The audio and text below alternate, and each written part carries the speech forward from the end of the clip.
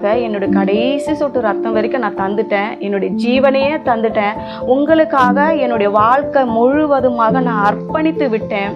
என்னையே உங்களுக்கு கொடுத்து விட்டேன். உங்களுக்கு நான் குழந்தை கொடுக்க மாட்டேனா, உங்களுக்கு நான் வேலையை கொடுக்க மாட்டேனா, உங்களுக்கு எதிர்காலத்தை நான் கொடுக்க மாட்டேனான்னு சொல்லி உங்களை பார்த்து தான் கர்த்தர் கேட்குறார். தேவ பிள்ளைகளை, நீங்கள் கர்த்தரிடத்துக்கு வாங்க. விசுவாசத்தோடு, அந்த சகோதரியை போல விசுவாசத்தோடு தேவ சமூகத்தில் உட்காந்து, ஆண்டவரே எனக்கு இது வேண்டும் அப்படின்னு சொல்லிட்டு நீங்கள் கேளுங்க.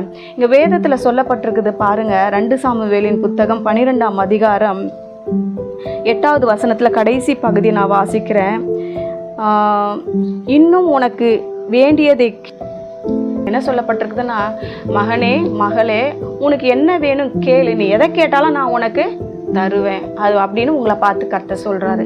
நீங்க எதை கேட்டாலும் நிச்சயமா தருவார். வேதத்துல புதிய ஏற்பாட்டில் சொல்லப்பட்டிருக்கு, நீங்கள் நாமத்தினால இதுவரைக்கும் ஒன்று கேட்கவில்லை, கேளுங்கள் உங்கள் சந்தோஷம் நிறைவா இருக்கும்படிக்கு